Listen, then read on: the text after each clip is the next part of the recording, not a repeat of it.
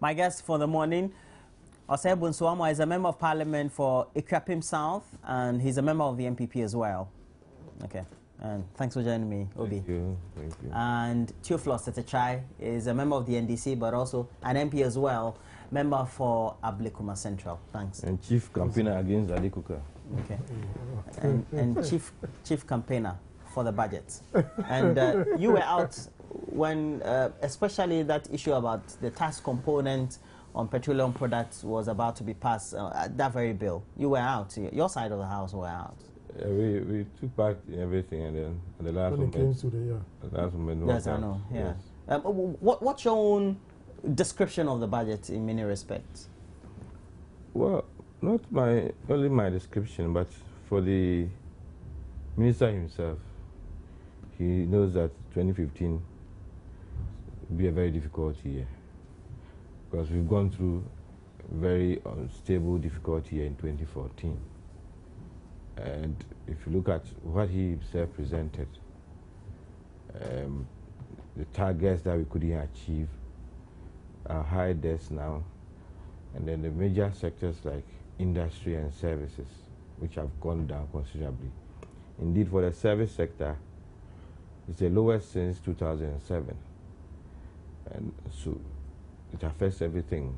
Employment becomes a problem, revenue generation is a problem, everything. So for this budget, well, I have several B's for it. Blackouts. Blackouts have led to bailouts. And the bailouts as a result of bad governance. And this includes very big debts. Of course, our inability to even fight corruption on several fronts. For instance, take this scenario of going for huge loans to build roads. When you build the roads, then you put toll booths on the roads, the major highways. Then you leave the toll booths, and people do what they like with the toll booths. In the sense that there's so much leakage when it comes to road fund. And obviously, how are you going to get money to pay back your loan and also even generate more revenue for other sectors? So that is the kind of situation we are facing. So you're saying the intentions are good, but thereafter, monitoring and supervision as far as in revenue collection is bad? Yes, because for almost every year now, you see very lofty ideas on paper, but we cannot implement them. We come back, if you look at the media review in 2014, we had not met all the targets and rather we were sinking. That's how come eventually we had to buy the bullet and go and see the IMF for a bailout. And the minister announced on the floor of Parliament that we are going to have a program for IMF for the next 3 years. And if we had our own win, obviously we would not have run to the IMF under these conditions. Because if you are remanded in custody and you want to bail, of course then the person coming to bail you would end up setting up his own conditions. So that is the situation that we face. So for 2015, even for the government itself, the targets are very modest, very low. I mean, no GDP below 3% is unheard of. And for a long time, we have not gone to such a thing. So the government itself has set very low targets, knowing what we are going through. And I only hope that this energy situation will be better, because now it's very terrible. For the average person, it's very terrible. So you can imagine somebody who has borrowed so much to set up an industry, and then will have to spend all his money buying fuel to fuel his generator. I mean, all his money will go into this kind of thing, and it doesn't speak well of us. It's all across the place. And for individuals, I mean, generator per se is supposed to be an emergency thing. If once in a long time there's a That crisis. is for us Ghanaians. For Nigerians, they are very much comfortable with generators. They actually trust generators than they trust the national. That's why I said that in the normal situation, you put in a plant or a set For an emergency. for an emergency. But for us, it's now becoming everyday a thing. regular. And of course, its lifespan will even be short. And then we have to find huge capital to replace it. And then also spend all the time fueling it. And for the country, the minister himself said, so we had to depend so much on crude imports to be able to even generate some energy, and this is really killing us. So for this budget, I saw my colleagues with the usual paper thing, bright future. I wonder whether they are talking about the immediate future or the long-term future. Okay. Both don't look like it. We'll go into the various segments and look at the various sectors, because those are the critical things that we need to take a look at. What's your description of what the outline of the budget is for you? Yeah, thank you very much, and greetings to my constituents. The budget is a transformational one. We, as members on the majority side, tagged it as a budget that has a bright future for the people of this country.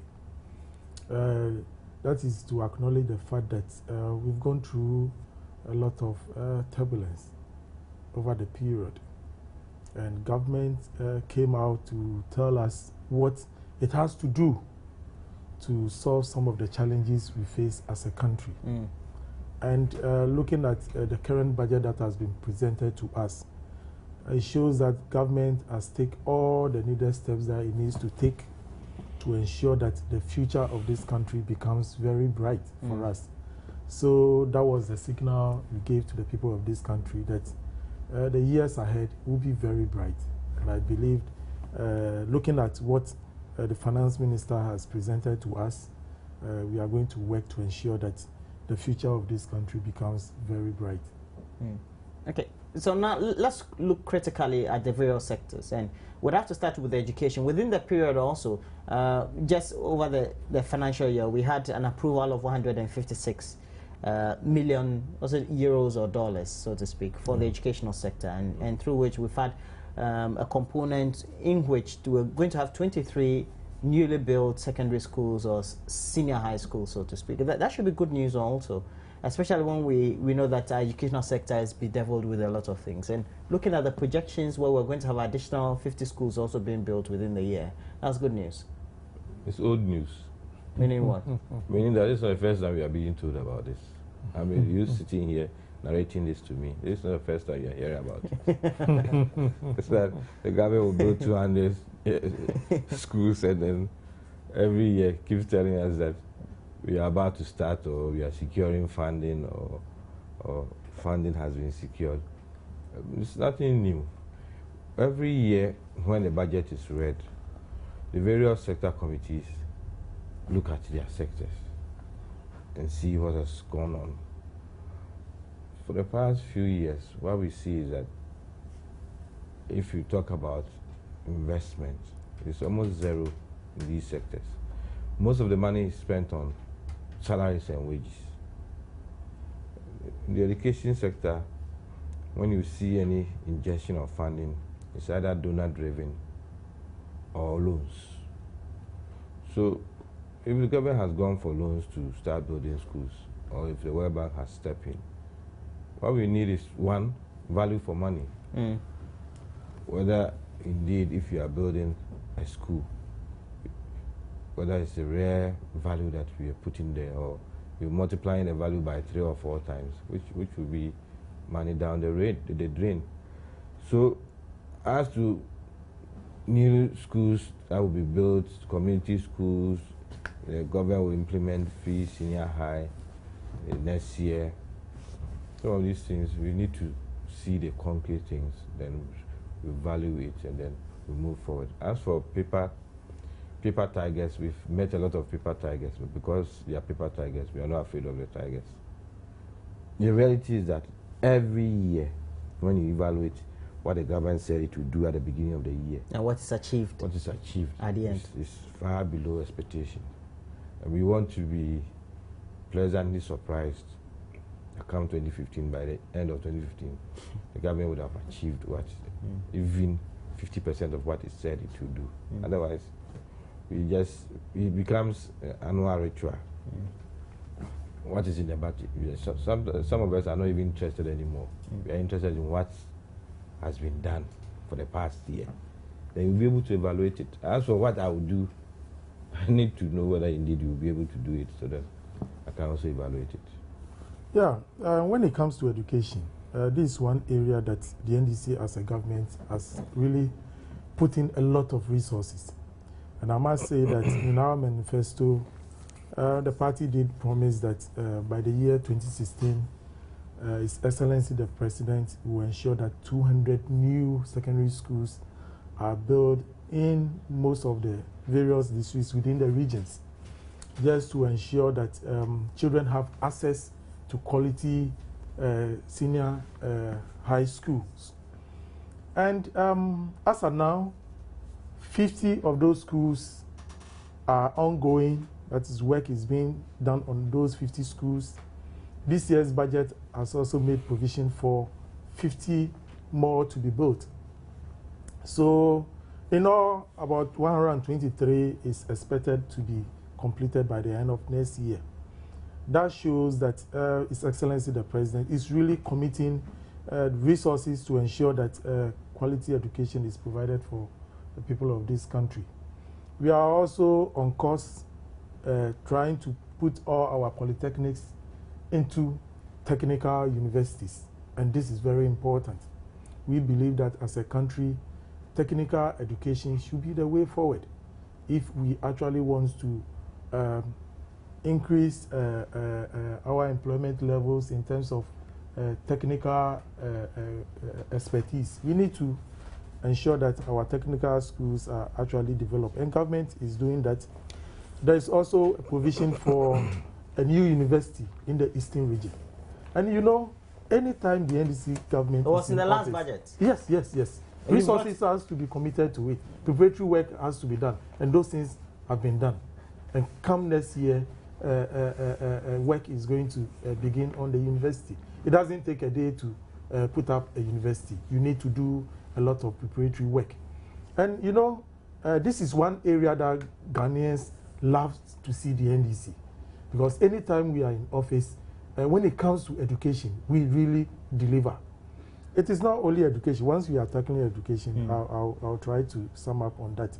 We are doing a lot of work for training of heads of institutions, science and mathematics training for girls and deprived communities and so on. And these are things that government is doing. Despite the challenges we are faced as a country, government is doing all this with the little resources available to ensure that quality education is provided for the people. So, in terms of education, there's a big thumb up for the president for the good work that he's doing. To what point do we say all these things that are coming from government, and to even the fact that a press conference had to be convened by the finance ministry on Thursday to really try to explain some of these things that had generated a lot more controversy following the outlay of the budget before Parliament on Wednesday by the finance ministry? They convened those press conferences. To what end would we say some of them are rhetorics instead of being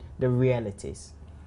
Well, as I said, for the past years, what's been written on paper is not what has been delivered. And we're challenging government to come and show us whether indeed they'll be able to deliver. Well, they've been saying a number of schools have been removed on the trees. Exactly. Yesterday, the communicators had summed up the number of schools, senior high schools, to be 173 are being currently at the construction level, preparatory and all that. You know, he keeps using preparatory. Yes. So, to what level? Well, the government is trying to say that everything is okay when it comes to, let's say, education, but that is not the reality.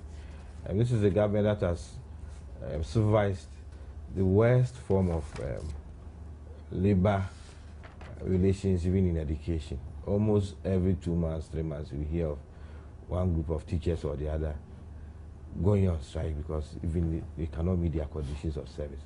Basic things like even capitation. For years, the government is not able to even handle that. You go to the office of the Director of Education in any district, even when they subscribe to newspapers, they cannot even pay for these things. As I said, last year, just after budget, even when there was evaluation presentation in Parliament, Ghana had one of the highest rates of absenteeism by teachers. And it went down to affect even the quality of education. And it's all down to It's all down to the fact that there's no investment in that sector. As I said, if you go for a World Bank loan to say that we need loan to build new schools, we put in the various conditions, including, of course, provision of the famous sanitary pads for school children. Then you leave the rest of the values that will make education what it really is. And then instead of being modest enough, instead of appreciating that there's a lot you need to do in education, you start painting a picture that all is rosy under education. That means that you expect every Ghanaian to swallow what you're saying. And I'm saying that on the ground, that is not the situation. Pick any district. Go and see the conditions in the district. And that will, just yesterday, a member of parliament put a question as to how 2,000 school pupils in his constituency, how they will be removed from those schools under this situation. Just yesterday. Then the minister was talking about the future arrangement, future plans. As for the future, we've heard it since 2009. The first State of the Nation address, it was as if come the following year, Ghana will be paradise. But they've not delivered. And that's what I'm saying, that if you put fine things on paper, and then for the next 3 months, you start talking about it, things are in the pipeline, plans are far advanced. I mean, it's rhetoric that Ghanaians are really not interested in anymore. Ghanaians are interested in concrete delivery, so that they will see that you said you will do this, you'll be able to do it, and these are the effects. But this business of plans are far advanced, we are no more interested. But truly speaking, these are not rhetorics. These are things on the ground. These are taking place. Yes. So those in the districts, those in the communities where those things are being built, they are feeling the impact. But sometimes, you see, we sit and we say, oh, nothing is happening. But when you go to the communities where those infrastructure are being put up, you see the excitement of the people because they value education. And once it is closer to their doorsteps, definitely for them, government is delivering. As far as the macro and then the microeconomic levels are concerned, if you look at the target, and the World Bank has beat down what the target should be for, as far as we're concerned, in excess of 5% for sub-Saharan Africa, but we're still hovering around, but their estimate 3.8% thereabouts. And so government also needed to just be very modest in its own predictions and projections as far as what the macro and the micro levels would be as far as the GDP rate and all that are concerned. Do we think as a country that with all that we are currently experiencing, which likely is expected to usher us into the next year, i.e. the energy, poor energy condition that we have, which also is affecting industry, and perhaps not too confidence in the Ghanaian cedi, even though we've seen the last few weeks, some confidence in the appreciation of the cedi in many respects. How is that going to affect the next 6 months? Well, the reality is that if you go through such a terrible, turbulent situation, to the extent that everything has gone down, it cannot take you a year to recover. You've lost so much that you may have to take 3 or more years. So sometimes the government gives the impression that come 2016, everything will be fine, everything will be rosy. They're not telling us the real situation. Here's a country, oil-producing country, which is so debt-ridden that now we've reached 60.8%. That's of our GDP. As far as the ratio is concerned. Yes. Billions. I mean, and if you... almost 70 billion. Almost 70 billion. Billion Ghana cedis. Ghana cedis as your debt burden. You should show something for it. You should be able to show something for it. One, show how you're going to even bring the debt down. And indeed, if you were not lower middle income, we would have been described as HIPIC by now, because we are highly indebted. I said that on the books, we are said to be lower middle income. Otherwise, a poor, we would still have been a highly indebted poor country, and the HIPIC would have fitted us. And this is how we find ourselves just within the last 5 years. So, if anybody should tell you that come next year, come next 2 years, everything will change, then the person is not realistic in the least, because it takes so much to build, but only so little to destroy. And now we've destroyed everything that we built. So for us to think that we can still take just a little step to build again will be very unrealistic. In every sector, as I said, service sector scored down because all the parameters, a very weak CD. Even now that we said we are recovering, for 2014, your CD weakened by 31.7% as compared to 13% even last year under the same government. Once you have a weak currency, you are in trouble. As I said, very high debts. That energy situation, very bad. Unemployment, we cannot even imagine. And you need to even grow your country so that you can even generate more revenue. Now, the government's business is to tax the same people that they are taxing, even at a higher rate. Look at this 17.5% that they smuggled into the whole thing. How a whole government can be a chief smuggler, I can never understand it.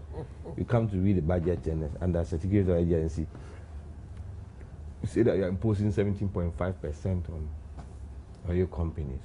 And then overnight, you even tell us that even though the thing is supposed to start next year, you are charging now, but you not use the money now.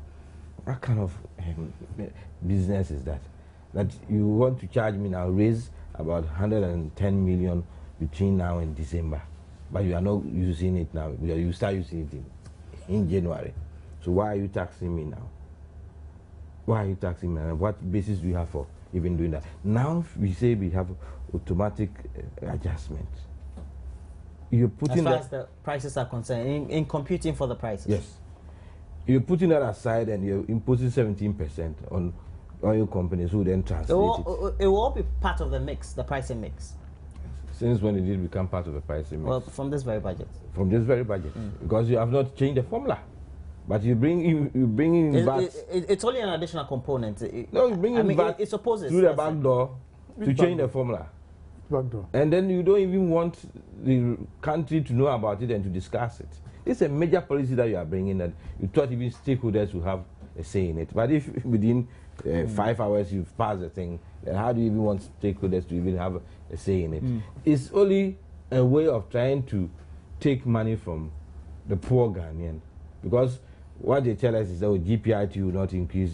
The person carrying plantain from Brekum to Accra, is he part of GPITU? And you think that when he's buying more for fuel, he's not going to impose that higher thing on. You see, all that O.B is saying is that there's a replication or a replica effect if there's an increment in transport fares due to any imposition of additional tax on petroleum products, which also is likely to go into the pricing mix when determining what price for petrol, diesel, and others. And of course, those who directly buy the product will feel the pinch the most. But at the end of the day, if you look at the value chain, everybody will ultimately feel. And it could derail even the targets of inflation, etc. Because prices of goods and services could also go up. Yeah, thank you very much. What economic mindsets inform some of these decisions? You see, the truth of the matter is that as a country, we need to generate our own resources. The resources are here. It is how to mobilize the resource. You mean generate revenue? Exactly. In many respects. And that is exactly what government is doing. We talked about currently our debt stock, which is almost about 70 billion. And I believe that the moment we talk about the debt stock, we should also be mindful of the fact that those resources have been used or are being used to the benefit of the citizenry. Today, we have the issue of our energy, which is not sufficient for all of us. Some of us have to sleep in the dark for 3 days now, no light. And it is a major economic burden because one, industries are going to suffer, employment is also going to suffer, and at the end of the day, government is also going to lose revenue. So, what need should government put its resources into? To generate more energy. And that's the main reason why government has gone in for a lot of resources to push into the energy sector, so that when those things are done and done properly, our industries will also have a sigh of relief. They will be able to employ more workers, and that is the beginning of what? Economic boom. So government is putting up the right structures. In terms of the increment in VAT, as of now, it has no any impact on the citizenry in terms of increment in fuel prices. How do you convince somebody that even with the press conference and the explanations that government has come up with, that likely even on petrol is only going to be 3%, how does it come about that this is not going to be have any impact at all on prices of goods and services? For example, let me give you. Before you bring produce to the marketing centers, they have to be carted from rural areas into the urban communities and the marketing centers we have. Whoever does the cutting will have to increase the price or the fare for whoever is transporting the good from the farming area to the marketing area, to the marketing center. And so if you look at the economics of it, we are talking of the current increment that has been done, of which when the decision was about to be taken, my colleagues went out of the chamber. We'll talk about them doing the boycott all the same. But we're talking about the rationale. Yeah, now, what is happening is that, one, government is going to rake in a lot of revenue from that. It has not affected the lorry fares as of now. For passengers? Yes. The GPRT, wait. For them, the price increment is insignificant. And that they are not going to raise fares. And as of now, it has not been done. So although government has imposed that tax, government is generating a lot of revenue, but then the average person on the street is not going to suffer as a result. And that is very good. Because all of us, we all agree that it will be very prudent for us to use our own resources to develop our country than to be always looking out for support. So when government is doing certain things, this is the time for us as a people to rather support government to do the right things. Because look, when you go out to borrow money outside, you have to pay interest. Look at the interest payments we are paying on arrears alone every year. It is very huge. But we can generate the resources here. So we should rather encourage government to generate the resources within, broaden the tax net. But this one doesn't look like you're broadening the tax net. It's as if you're taxing the already overtaxed. No, wait. There are a lot of processes that are taking place. What tax revenue generation ingenuity is there in the budget now? Those already directly paying for petroleum and paying the right prices. Already you're asking to pay extra. And the same people. So cost stabilization. And over time, and for decades, we're told by economists and government officials that there are a quantifiable number of Ghanaians who still evade a tax net. Just because directly they are not targeted. Let's look at the area of real estate. This is the time. This is an area that government will generate a lot of revenue. There are real estate. There are people. You know the housing deficit in Ghana. Please. It doesn't mean that when you put up a building and you are renting out that building to somebody at a cost, you don't pay tax to the government. You seen some of our short. But this has been a situation. Please. There are areas in this country where people are collecting dollars for rent. And they don't pay direct taxes. Exactly. And these are the areas that government has targeted to generate a lot of revenue. And we need to support that. But you know the landlords are going to transfer this to the consumers. Well, the consumers who are already paying taxes elsewhere. Look, even if it is not done, they will still impose rent charges on, how do you call it, tenants. Okay. But what we are saying is that the revenue that they generate, they also need to pay something to government. Because that is the only way that government can mobilize resources.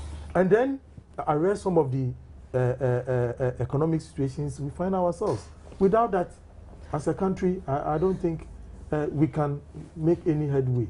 With the way government is justifying the action, and even a press conference convened by the Deputy Finance Minister, Mona Quarty, on this very subject, it presupposes that government is taking this seriously, and indeed government has taken it seriously, and by even approving all that. Of course, well, the minority might have boycotted it, but the point is, if you look at the quantum of revenue to be generated, we're told by close of 2015, excess of 1.5 billion Ghana cedis would be generated out of this. But that's not the issue. We have a pricing formula. Automated. And by that pricing formula, fuel price on the world market has gone down considerably. Our cedi has stabilized.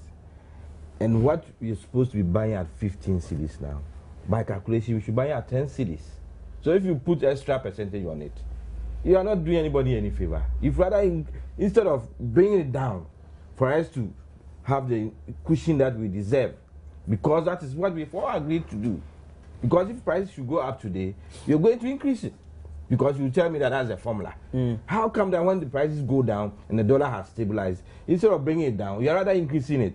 And you are saying that it's because I want to generate revenue. You knew you had to generate revenue, and then we all agreed to this formula. This is a government that brought in the word of reducing drastically. Since when did you lose that word in the dictionary? What times are hard? You see? Postures need to be amended. That is a very serious matter that we should not be joking with. Because it's more or less breach of faith. You expect me to pay for that, but when it comes to your turn, after deducting, send it to where it should be sent, you don't send it. You expect me to pay for more fuel because we've all agreed that this is how we can survive in the economy. Now, I've fulfilled my part of the bargain. You're not telling me stories about times are hard and about, oh, it's GPI2 will not increase it, so it's insignificant. When indeed you know very well that this cannot be the situation. Is GPI2 the only people who buy fuel in this country? I've told you about the person running a factory who has to buy fuel to even fuel his generator. He's going to pay more for it, and he's going to transfer the cost to the average person. So you're saying the government should have be very much empathetic with some of these exigencies? Not empathetic. The government should stick to the rules. They should not just breach what we've all agreed to and then come and tell me stories. In your view, if government had to raise a lot more revenue, and the way it is, government needs to raise a lot more revenue. How do you think that government could have raised revenue? Look, governance is not just a one-stop thing. It's a continuum. You have been in government for 6 years.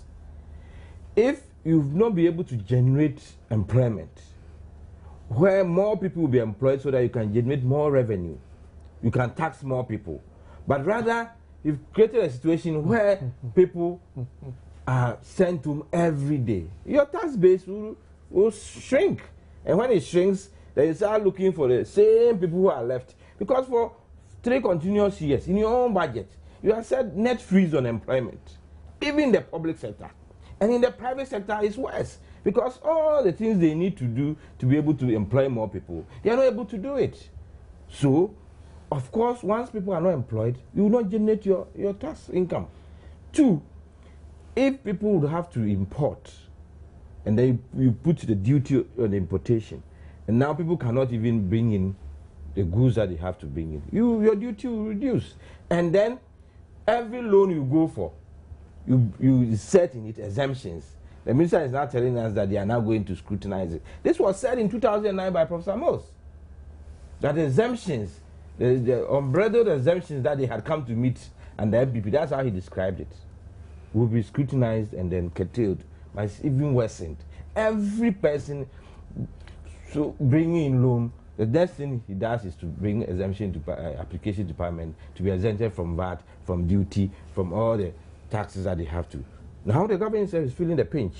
That's why I'm saying that if you keep shrinking the base and then target the same people, this is what will result. Very soon, if the fuel price will go up on the world market, very soon you come and tell us that is a formula, so I need to increase it. Even the BDCs that you had brought them in overnight to supervise this, you are saying that you are owing them billions because you have not managed things well. That is the reality. If there was employment, then the average person would tell you that this is not how to run any economy. And they themselves have admitted it in the budget. Well, the average person is not an economist. No. That's a good thing about the it. average person wakes up in the morning, he has to buy kinky. Yeah, so he needs money in his pocket to go and buy kinky. Okay. He has to buy trotro. So it's by those benchmarks that they gauge whether the economy is good. Doing well or not. Okay. But you see, the same average person is rational. It's rational. That if you increase or you impose 17.5% VAT on petroleum products, when things are difficult, they also see things are difficult. And who made it difficult? You don't say Ghanaians are irrational. Ghanaians are rational. Who made it difficult? Please, in managing an economy, it is not a one-day thing. There are several factors. And you know that even it is not only Ghana which is going through such a turbulence situation. Even we are even doing better than other countries. And like you can admit that. Even in Sub-Saharan Africa, we are doing better than most of the countries around us. And you know that. But you see, we don't say that because we are doing better, we should maintain the status quo. No. We need to move above that. And that is why government is putting in these measures in order to what? Boost the economy.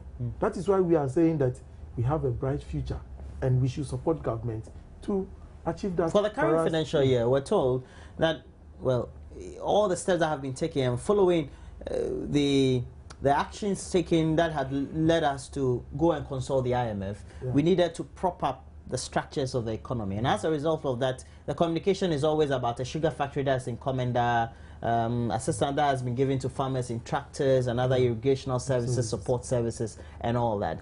How have all these been factored in the budget in such a way that for the medium term, because that's how your budget has been themed, very transformational for the medium term, that we could go out of all these doldrums, and by which time? By which time are we saying by 2017, 2018, we're likely to see a reduction of the burden on the ordinary Ghanaian? Yeah, I think maybe by the year 2016, 17, drastic 18. reduction would have been felt. You see, it's not a bad vocabulary. Yeah. Drastic is not a bad vocabulary. That is an economic term. And it's used by economics. When is improvements drastic? When is reduction? You're going to get huge markup. Yeah. Drastic. Within the last quarter, government has done a lot in terms of even paying a rate. You know this single spine salary structure. Well, we're told in the budget, you mentioned 3 billion or so. Yes, I think. And you see, these were arrears that government had to pay to workers because of the implementation of that single spine. As I talk to you now, that has been done. So it clearly tells you that the finance minister is working assiduously to ensure that our debt, in terms of our debt portfolio, is actually reduced. And that is a very good thing for us. In terms of agri, you know, agriculture holds the economy of this country. When things are very harsh, we have economic problems. According to the budget, it grew by 5%. Exactly. Agri, but that's below the services and industry. But you remember the last budget, my colleagues, they complained that agri performed at a negative growth. Do you remember? Yes. Today, because of the good policies we put in place, the mechanization of agri and so on and so forth, today we are yielding, bringing in the fruits of our labor as a government. And yes. Or today you will support that one. Oh, your argument is. And when we talk of food, abundance of food, it is one thing that a government needs to do. Because look, no matter the harsh conditions, when people have food, affordable food to eat, it reduces some of the pains they had to go through. And government is managing that aspect very, very well. Look at the buffer stock project that we are embarking upon. Currently, an additional facility is going to be added just to ensure that waste within the system is gotten rid of. So government is doing the right things that has to be done to ensure that agric, which is one of our #1 income earner within the country, is highly sustained. And this we need to commend the government for doing such a thing. I should mention that the trade balance deficit, as far as we're concerned, has been narrowed to about 681 from 3.8 billion. That's huge. But it also means that, as far as we're concerned, you should have been investing locally so that all the issues about rice importation and the dependency on a lot more imports would have improved. The point is, if you reduce the trade deficit, okay, it means that we're importing less. But we're not, the exports haven't improved. You know, the export hasn't been improved because this is an area that will take medium to long term. Exactly. It has been neglected for a very long time. By who? By the successive governments. Okay. By you and then the successive government. Exactly. You and the previous government. This is an area that we have put in a lot of resources to ensure that at least we reap in the benefits. And the benefits, right now when you go to the Australia area and so on and so forth, a lot of mechanized rice farming is taking place, and so and many other areas within the country where rice farming is taking place. And it has really increased the yield in terms of the percentage of local rice production. And we are encouraging that Ghanaians should enjoy the local rice that is being produced. You take local rice? In my house, that is what I take. I take the water rice. I know, you won't deny. Oh, no. I'm not saying you're lying. Favorite. Please, I'm not saying you're lying. I'm saying that you because deny. It's very nutritious. Just like Obi too won't deny. It is only the brown rice that is a little bit expensive.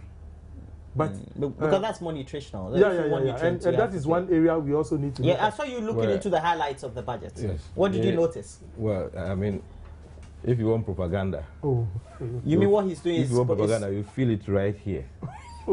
I mean, to be able to say that I think, no, your own figures. From 2.3 to 5.2 is now 5.3. So just 0.1, which has been added by your own estimates. But you are painting a picture as if agric is now 100% better. But then that's from January to September. It's not for the whole of the year. No, but the year has ended. The budget is in November. Growth. Just 0.1%. And look at how he's painting the picture. As if it's 10%. That's not a good rate. No. Just increasing by 0.1 is not good. Just agree. No. Look, when there is a negative growth, just here. No. That is telling us that food is in abundance. As for food, food is in abundance. You look, this time throughout the year. I don't want to. But seriously, when we're talking about food, when we're talking about agriculture, it's not only just remaining food sufficient. Yes. I mean, the point is, do we grow enough to even export and add value to whatever? The industry sector. And that is what your party thought. You said Gottisberg economy and all. You brought that very phrase. Gottisberg economy. Since we discovered oil, and since we started producing, since we started producing oil, we seem to have. Every time in the budget, we say that we've taken part of the oil money for agri mechanization. What has come out of it? Every year, since we started earning from oil, every year we set aside a chunk of money for mechanization, agri. What has happened to it? You're not telling me that from 5.2 to 5.3, the whole world should be excited that now agri is so good and this is what the government is delivering for the people. That's why I'm saying that. Go and tell this to people who don't have access to the figures. Because not to the university in Parliament, and these are the figures. As our major source of revenue for the agri sector, as it pertains in your government. And mind you, do you get it? Mind you, when we have ensured that. The whole of last year you've been saying that. I'm on the floor. Mind you, even when we say agri, we even box in cocoa. And if cocoa is going up, and you think that you can put everything together and say that because cocoa went down and it's trying to go up now agric is the best thing that ever happened to us. You just we have to end the show though, but there's an issue I want us to discuss adequately. This has gained a lot more prominence over the last year, the year in which we're about ending. The issue of our debt. I mean, it's terrible. Okay, you have used the word. Really terrible. You have used the word terrible. At what point do we say And even for corporate organizations and for big multinationals, at what point do you say, because I've borrowed so much, it means that I'm in crisis? Do you get my point? Because now our debt stock is valued at 69 in excess. Yes. Billion Ghana cedis. GDP terms 60.8. Yes, that as far as the ratios are. Peak level. Yes, it means that the size of your economy and your debt is at that level. And you're spending so much. So it means that today, the debt. Yeah, today, if we wanted to pay our debt minus, plus interest, what will be left will be 40 point something, or let's say 30 something. Yes, or that's how much worth your economy will be if your debtors wanted to come and take their money off.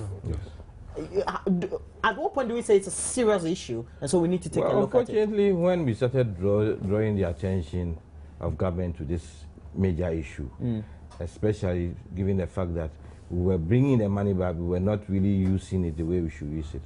The president said, as for the borrowing, we'll continue to borrow. That's what the president said. Well, because he said borrowing is not bad. And if you speak to the economy, they say borrowing in itself is not bad.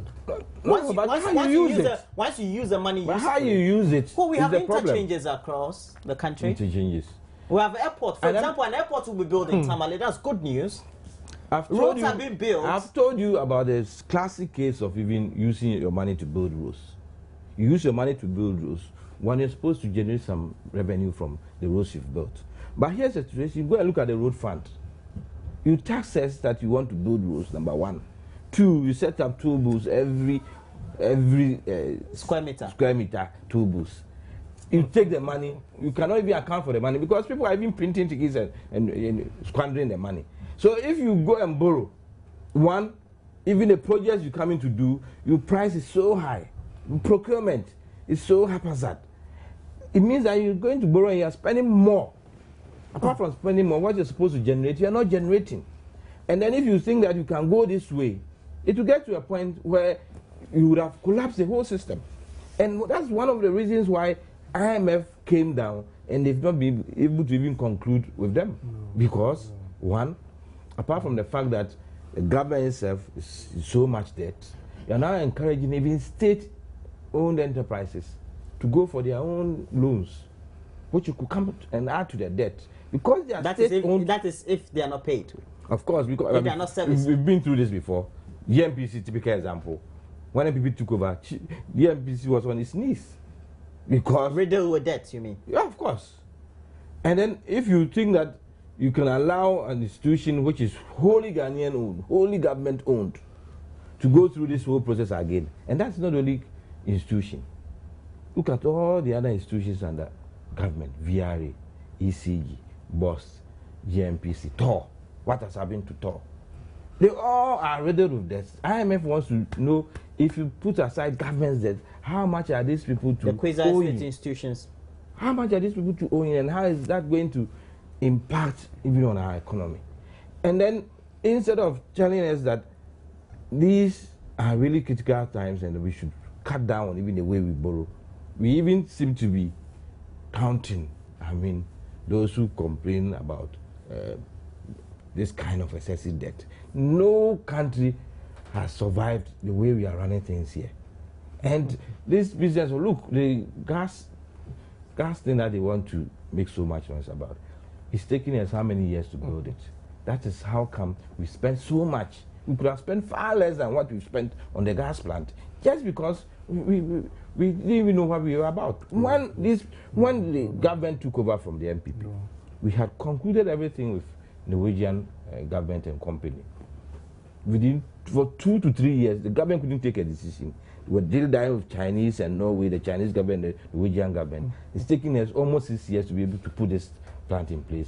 Over 800 million. It's far higher than what we were expecting to spend on this plant.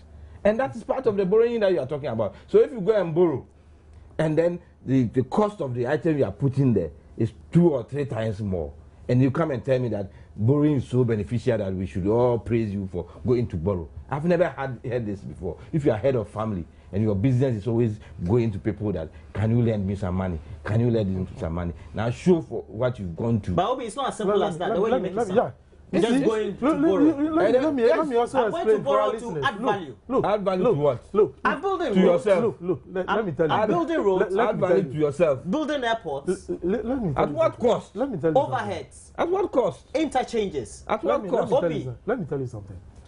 If I have to borrow today to expand my business tomorrow, that would be the best decision I would And take. to you too, it's not the same because- scenario, is it? Yeah, It's not as if it's a full-fledged business let me tell you for which At what every interest? section of the business Wait, is let me tell At you what something. interest? Wait, let me tell you something. zero interest. Oh, please, you've had your day. Let me also At zero have- interest. Wait. I have a business, okay? Now, within the next 10 years, I want to hit a certain target, okay? If I'm to get the money today, I'll prefer going in for the money today. Because if I get the money today, within the next 10 years, I would have quadrupled or maybe increased it in several folds. So borrowing is a very good thing. Is that what's especially, happening? Yes. Look, government needs to borrow today to improve our future. We don't have to struggle throughout the 20 years without meeting. If you are not able to get the resources that we want to get as a people, it means for 20 years we should continue suffering. No, then that would be bad governance. That is why the credibility of the government. So you're saying we borrowed and amortized payment over a period for the future. Exactly. And that is beneficial. We've been through this before. Look at what we are going through. 92 to 2000, we borrowed and we ended up with a peak. You had your day. Look at the energy crisis that we are going through today. Okay? Let's assume that government says, I will not look for money. We should be in it until we get money to solve the problem. Oh, you'll be voted out. Exactly. It means you are a government that is not... Exactly. That is why borrowing becomes very beneficial. And you will only get the resources when you are credible. If you are not credible, nobody but will you know our credit ratings have been going down because we've not been performing well economically. Because it's all about your credit worthiness, your ability to be able to pay enough. And because we are not just in case you default. Because we are not generating enough resources ourselves. And that is why government wants to what? Back up our credit worthiness with the actions that have been taken. Exactly. No, with the bailout. In terms of the resources that we've taken as a government, we all know, and no Ghanaian, even from the other side, will say that government is not using the resources judiciously. All the loans we've approved as members of parliament have been targeted to certain projects. What projects? And as we sit now, my friend, the two of us, MP, what projects? Yes, we have. If you don't know, let me help you with some. We have the gas. When I sit here, I hear all the projects. Yes, we have the rehabilitation of the Tamale, the Kumasi airports that are all being done. We have the resources we approved for the flyovers. Flyovers. Okay. The Kaswa one, the circle one that is being done now. The one at the New Times Corporation. It's not part of the circle. It's also there's another one too there. OBHB area. No. After it's all part of the circle one. It's all part. It's the it's a joint but we are going to get it. So it's about 3. Is it no, it's 3. It's 3. If that is what he's please. To 5. I'm on the committee. No, it is 3 projects. And the Rich Hospital. Yeah. The Rich Hospital is there. The police hospital that has been is also the university. The Suffolk Line project that they started, we have gone in for loans to complete that project. The Tetepashi, this thing. So these are things that the government are using the resources for. The buses that we are bringing in to service exactly 200. 200, and then the other one is about okay. I've gotten to 10 projects, about 400, and these are all buses. And then I've started the next. That are all coming in, and several other. Projects that government is and the one the minister and you see the one the minister listed is a beneficiary to some of these projects. Like you are not a beneficiary. No, give me one example. Like if you go through the interchange. You are a beneficiary. You are going to commission a project. If you want to become a minister, you are going to commission a project. You pass through that. Right. And ask him how much has been spent on these projects. Ask him. How much? You just list them. Give me the cost of each of these projects. I can give you the cost. I think the circle flyover. Mr. Tetechai, yes. Don't you think that as government communicators, with all these arguments that the opposition seem to constantly raise, based on how much has been borrowed, and we're told that in excess, some 27 billion Ghana cedis. Don't you think that perhaps you need to line item by line item decide project and cost, location? Yeah. Because often some members of parliament have gone to their constituencies where projects are expected to have been undertaken, and they go the projects and have not started yet. But these are trumpeted daily in the news media about projects that are ongoing and actionable by government. Let me tell you something. When government goes in for a loan, or maybe government comes to parliament with a loan agreement, it takes some time for buses. Once that loan agreement has been concluded, parliament has okayed that loan agreement. It's added to our debt stock. Do you get it? So there's 70 billion. How much have you received? How much have you received? Wait. The 60 billion we are talking about now includes all these projects that we've outlined. Okay? Some are at their preparatory stages. That's a favorite word. No, please. It is the truth. Let's first year. Oh, please. Let's look at the another term for preparatory is first year. Obi, when you do project management, preparatory, all the same. No, I said they are first year. It's still on first year. Let's look at the Kaswa interchange. It has not been done. But then we've approved the loan agreement. It's added to our loan portfolio, isn't it? So when you want to talk about the debt stock, it's also part of it, because that project will definitely kickstart. Okay? So at the end of the day, you include all those, even the ones that you've not even started. Until, for us as a people, all what they want to see is that government says it is building a flyover here. At the end of the day, the resources that was earmarked for that project has been done. And that is what Ghanaians are interested in. But you see, for our opponents to create the impression that, oh, they've gone in for the loan, but then the money has been misappropriated, you see, those are the things that we shouldn't do as a people. Because you and I know, that government can never go in for a loan agreement which the two of us approve for a specific project, and the members on that committee, or the committee on roads and transport, will not ensure that the resources have been used for the project. How are you going to ensure that? How are you going to ensure that? Oh, you currently, how are you going to ensure that? Currently, you are a member of parliament, because you go and borrow money, you can ensure that the money is used well. Then why are you in parliament? We have an oversight function. And you'll be able to do that? Of course. Give me one specific project that you have been able to ensure that government has used the money. Oh, a lot of them. Give me one. A lot of Give them. me one. Look, we've gone in for loans for school projects and all those things. And the committee goes out visiting to inspect. When you go and visit, that means you are ensuring that the money is used judiciously. Let me give you one example. What is the work of there's a school in my district which was started in 2008. As we speak now, that school has not been completed and commissioned. As we speak have you now. Found out the reasons why? Get fund has no money. That is the reason. You've gone to find out the reasons. So you are ensuring that the money is being used well. And that's the oversight responsibility. But there's money for the project. Where is it? There's no money for the project. That is because look. Let me tell you something. Let's take our road networks. This is what he's telling his people in the constituency. Stories. The truth is the truth. Stories that government borrows money and we make sure that government uses the money well. Go and look at the annual procurement report. So sourcing. Is that value for money? We are challenging government that government. You see, I'm challenging. Listen, you were the same people who put in that law, the procurement law. But it doesn't mean you should abuse it. No. It doesn't mean you should abuse it. No. It was for exceptional cases. Yes, please. Is it for exceptional cases? It shouldn't be the norm. Please. That we put in the law, so you should abuse it. Okay, no.